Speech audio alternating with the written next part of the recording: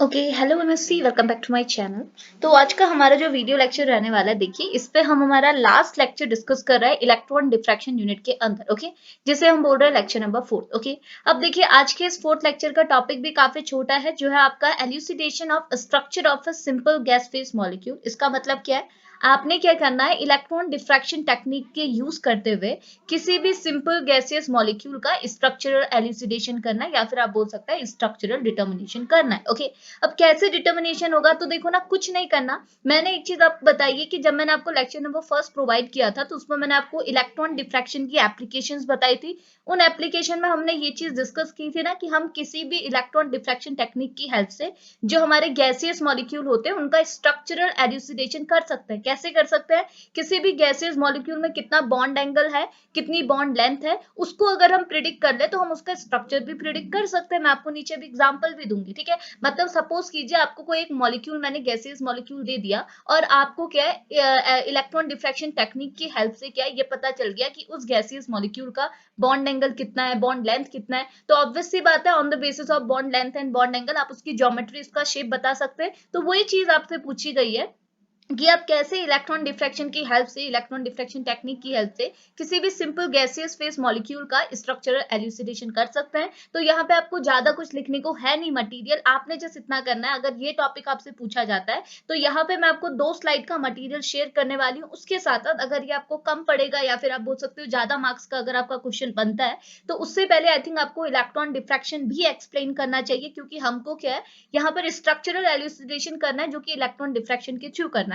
तो आपके पास मटेरियल तो थोड़ा है, क्योंकि मटेरियल मतलब मटेरियल जितना है उतना ही है, ठीक है। लेकिन क्या है, यहाँ पर को आपको अगर बढ़ाना है तो आप इलेक्ट्रॉन डिफ्रैक्शन को ऐड कर सकते हो। ओके, तो अभी जस्ट फिलहाल स्टार्ट करते हैं लेक्चर को, कि कैसे हम इलेक्ट्रॉन डिफ्रैक्शन की हेल्प से स्ट्रक्चरल एल्यूसिडेशन करेंगे। तो यहाँ पे क्या लिखा है, जस्ट सुनिएगा। ये बोल रहा है, as we know that the diffraction of a beam of electron by a atom और a molecule in a crystal used especially for the determination of a crystal structure, this phenomena is called as the electron diffraction. Okay, तो electron diffraction क्या होता है, अब तक तो आपको मालूम पड़ गया। हम लेक्चर नंबर 4 पे पहुंच गए हैं। क्या होता है, इलेक्ट्रॉन डिफ्रैक्शन ऐसा फिनोमिना होता है जिसमें हम हमारा सैंपल मॉलिक्यूल लेते हैं, जो होता है आपका क्रिस्टल।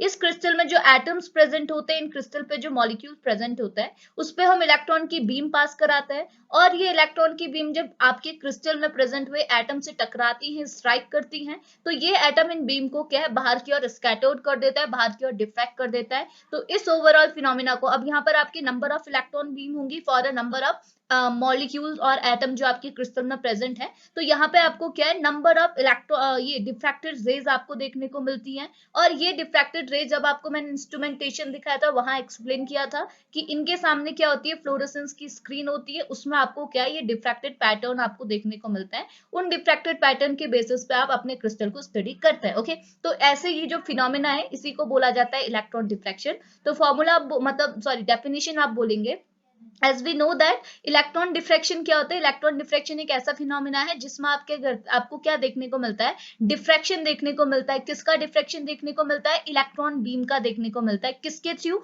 आपका जो क्रिस्टल है, आपका जो सैंपल है, उसमें जो एटम्स और मॉलिक्यूल प्रेजेंट है, उनके थ्रू देखने को मिलता है। इस फिनोमिना को आप बोलते हैं इलेक्ट्रॉन डिफ्रैक्शन, जिसका आप यूज कहाँ करते हैं, which is use specially for the determination of a crystal structure. जिसका यूज कहाँ किया जाता है, अगर हमको किसी भी क्रिस्टल स्ट्रक्चर का किसी भी क्रिस्टल का स्ट्रक्चरल डिटर्मिनेशन करना है, तो वहां पे हम इस टेक्निक का यूज करते हैं। ओके, अब आगे क्या बोल रहा है, ये बोल रहा है दिस इलेक्ट्रॉन डिफ्रैक्शन टेक्निक है वेरी वाइड एप्लीकेशन। आपकी जो ये डिफ्रैक्शन टेक्निक है, इसकी क्या है, खुद पे ही बहुत सारी एप्लीकेशंस है। और उन एप्लीकेशन के साथ साथ एक बहुत ही यूजफुल एप्लीकेशन ये है कि it is use in an study of a useful sorry कि it is useful to study the evaluating bond length and the bond angle of a gaseous molecule. Okay,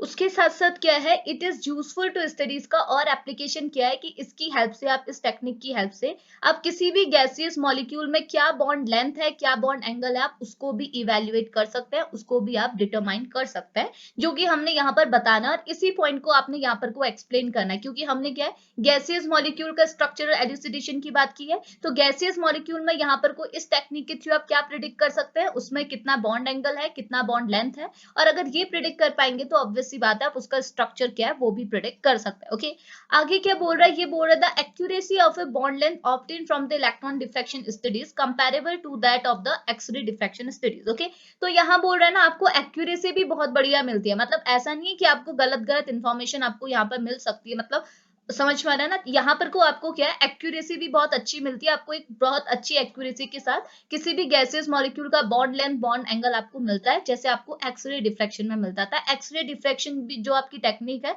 इसका भी आपका सेम वर्क होता है, मैं आपको एक्सरे डिफ्रेक्शन ऑलरेडी पढ़ा चुकी हूँ। एक्सरे डिफ्रेक्शन में भी आप क्या करते हैं, किसी भी जो आपका क्रिस्टल होता है उसका स्ट्रक्चरल एल्यूसिडेशन करता है। सेम टेक्निक आपकी क्या है, इलेक्ट्रॉन डिफ्रेक्शन है। एक्सरे डिफ्रेक्शन में आप एक्सरे का यूज करते हो, इलेक्ट्रॉन डिफ्रेक्शन में आप इलेक्ट्रॉन का यूज करते हो।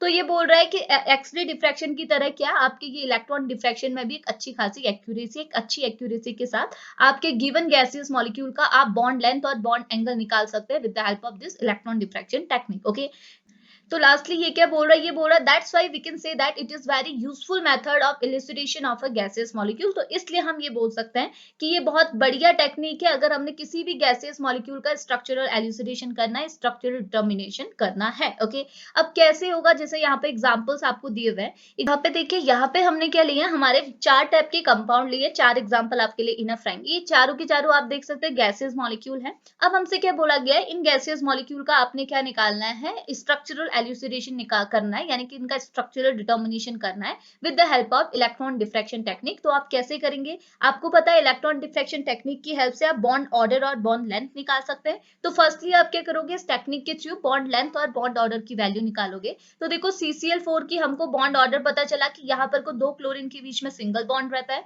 और इनकी बॉन्ड लेंथ होती है 285 pm। ओके, तो इसके बेसिस पे, इन दोनों वैल्यूज के बेसिस पे हमने ये प्रिडिक्ट कर लिया कि इसकी जो ज्योमेट्री है वो आपकी कैसी है, टेट्राहेड्रल है। तो आपको देखो ये वैल्यूज आपको याद करनी पड़ेंगी, ठीक है। तो इसके बेसिस पे आपको क्या पता चला कि आपका जो कार्बन टेट्राक्लोराइड है ये एक टाइप की कैसी ज्योमेट्री में एग्जिस्ट करता है, टेट्राहेड्रल, यानी कि इसका स्ट्रक्चर कैसा है, टेट्राहेड्रल स्ट्रक्चर में ये एग्जिस्ट करता है। ओके, सिमिलरली SF6 की अगर हम बात करेंगे, SF6 में हमको स्ट्रक्चरल इलेक्ट्रॉन डिफ्रैक्शन टेक्निक के थ्रू ये पता चला कि SF6 में जो आपके सल्फर है और जो फ्लोरीन है इनके बीच में जो बॉन्ड है वो एक टाइप का सिंगल बॉन्ड है और यहाँ पे जो बॉन्ड लेंथ है वो आपकी 158 pm की है। इट मींस दैट यहाँ पर को जो हमारा इन दोनों वैल्यूज के बेसिस पे हमको ये पता चला कि SF6 जो आपका मॉलिक्यूल है ये एक टाइप का ऑक्टाहेड्रल मॉलिक्यूल है। इसका स्ट्रक्चर हमको इन वैल्यूज के थ्रू पता चला कि इसका स्ट्रक्चर कैसा है, ऑक्टाहेड्रल है। ओके, अब देखिए आपका थर्ड मॉलिक्यूल क्या आ गया, C2H4। C2H4 यानी कि इथाइलिन आपका मॉलिक्यूल है, गैसियस मॉलिक्यूल है। अब आपने इसका स्ट्रक्चर प्रिडिक्ट करना है, इसका स्ट्रक्चर एल्यूसिडेशन करना है, तो आपने क्या किया, इसको as a sample molecule treat किया और इसमें क्या किया, इलेक्ट्रॉन डिफ्रैक्शन कराया। और इलेक्ट्रॉन डिफ्रैक्शन के थ्रू आपको 2 वैल्यूज पता चली, बॉन्ड एंगल और बॉन्ड लेंथ और बॉन्ड ऑर्डर की वैल्यूज पता चली। तो आपको बॉन्ड ऑर्डर क्या पता चला, 2 कार्बन एटम के बीच में, यहाँ पर C2H4 में 2 कार्बन एटम के बीच में कौन सा बॉन्ड ऑर्डर है, डबल बॉन्ड है, यानी कि 2 कार्बन एटम डबल बॉन्ड के थ्रू अटैच है और उनका बॉन्ड लेंथ कितना है, 133 पिकोमीटर इनका बॉन्ड लेंथ है। तो इसके बेसिस पे, इन दोनों वैल्यूज के बेसिस पे हमको क्या प्रेडिक्ट हुआ कि यहाँ पर को, यानी कि C2H4 में जो हाइड्रोजन कार्बन हाइड्रोजन है इनके बीच का बॉन्ड एंगल कितना है, 155.5 डिग्री इनका बॉन्ड एंगल है, जिसके बेसिस पे हम ये बोल सकते हैं कि ये जो आपका C2H4 मॉलिक्यूल है वो एक टाइप का लीनियर मॉलिक्यूल है। इसकी ज्योमेट्री हमको मालूम पड़े कि ये एक टाइप का linear molecule. Okay, now next आपका हो जाता है आपका क्लोरोफॉर्म, यानी कि CH3Cl। अब CH3Cl पे भी हमने सेम चीज की, इसको हमने इलेक्ट्रॉन डिफ्रैक्शन टेक्निक के थ्रू ट्रीट किया और ट्रीट करने की हेल्प से वजह से क्या हुआ, हमको यहाँ 2 वैल्यूज पता चली, bond order and bond length.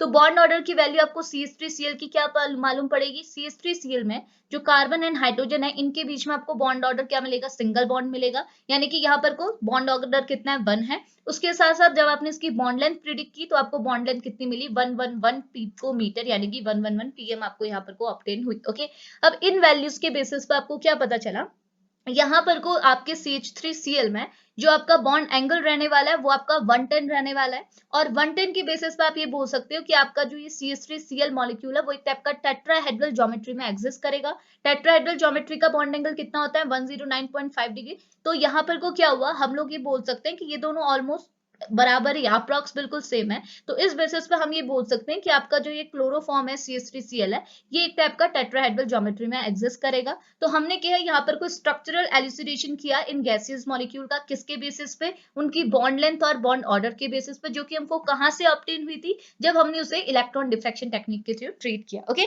तो ये चीज आपने यहाँ पर को ऐड करनी है इलेक्ट्रॉन डिफ्रैक्शन के अंदर, एल्यूसिडेशन of structure of a gaseous simple molecule के केस में। तो अभी बस इतना मटेरियल आपने यहाँ पर ऐड करना है। बाकी अगर आपको थोड़ा सा लेंथी क्वेश्चन आ रहा है, ज्यादा मार्क्स के आ रहे हैं, तो मैंने जैसे बता दिया, आप इलेक्ट्रॉन डिफ्रैक्शन टेक्निक को ऐड कर सकते हैं, क्योंकि वर्क तो आपका इलेक्ट्रॉन डिफ्रैक्शन टेक्निक का गैसेस मॉलिक्यूल के स्ट्रक्चर एल्यूसिडेशन में इतना ही रहता है जितना हमने डिस्कस कर लिया, एग्जाम्पल भी हमने डिस्कस कर लिया। ओके, तो इतना मटेरियल आई थिंक इनफ रहेगा। तो अभी इस लेक्चर को यहीं पर फिनिश करते हैं, मिलेंगे नेक्स्ट लेक्चर पे, तब तक के लिए बाय बाय।